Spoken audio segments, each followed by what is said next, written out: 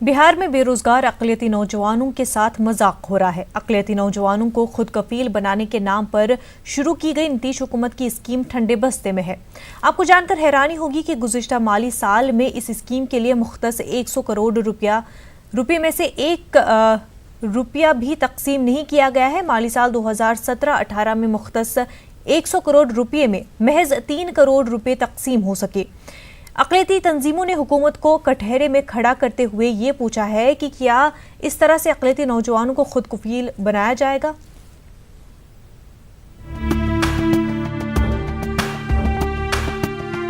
तेईस 5/1984 को बिहार में अक़लियती मालियाती कॉरपोरेशन कायम किया गया था। उस वक्त कॉरपोरेशन मरकजी हुकूमत की स्कीम को जमीनी सतह पर लागू करने की कोशिश करता था। बाद में कॉरपोरेशन से सूबाई हुकूमत की स्कीम को जोड़ दिया गया। वज़ीर आला अक़लियत रोजगार कर्ज स्कीम कॉरपोरेशन की सबसे बड़ी स्कीम है, जिसमें माली साल 2017-18 से हुकूमत हर साल 100 करोड़ रुपया मुख्तस करती है। लेकिन कितनी रकम खर्च होती है, जरा इन आदाद-ओ-शुमार पर भी नजर डाल लेते हैं। 2012-13 में हुकूमत ने अक़लियत कर्ज स्कीम के मद में 15 करोड़ रुपया मुख्तस किया था।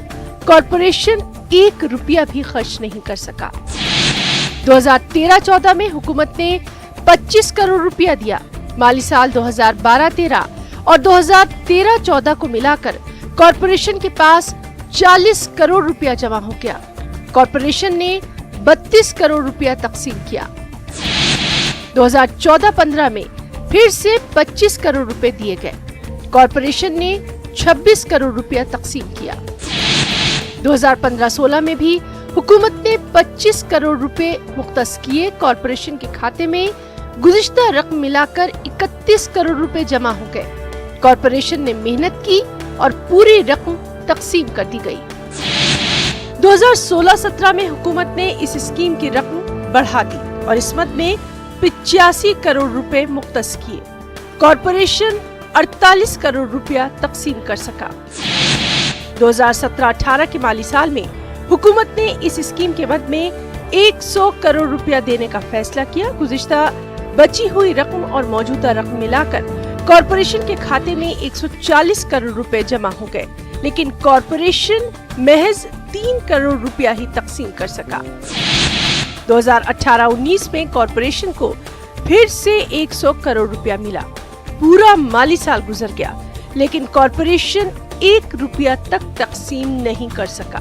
मुझे जहां तक मालूम है कि 200 करोड़ के करीब उसके पास मौजूद है और हमारा मुतालबा है कि ये ऐसा बनाना चाहिए कि कम से कम 200 करोड़ इस साल के ये मार्च आने से पहले तक ये खर्च हो जाए। अक़लियती तंजीमों ने अक़लियती मालियाती कॉरपोरेशन के काम पर ही सवाल खड़े कर दिए हैं।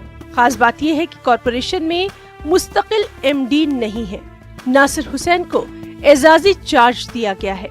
नासिर हुसैन ने इस मसले पर बात करने से इनकार कर दिया, ताहम हमने उनका बयान इस तरह रिकॉर्ड किया। हम भी कुछ समझ ले, अध्ययन कर ले कि क्या है, कैसे, इवन फुल प्रोसेस भी हमको समझने में समय लगता है।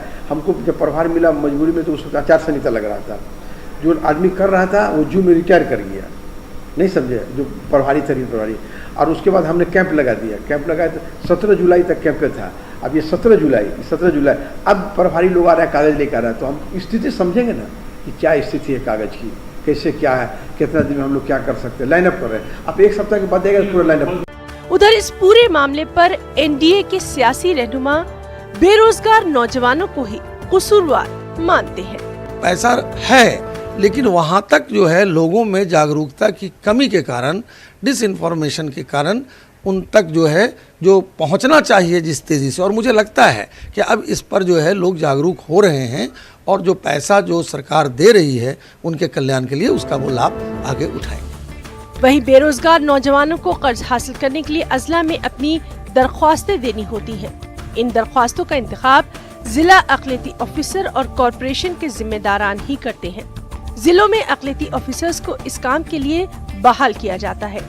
यकीनन उनकी दिलचस्पी अक़लियती स्कीमों में नहीं है, इसीलिए नीतीश कुमार की ये पहल अब दम तोड़ती नजर आ रही है। न्यूज 18 उर्दू के लिए पटना से महफूज आलम की खास रिपोर्ट। सूरबहार में इसराइल की इन्हदामी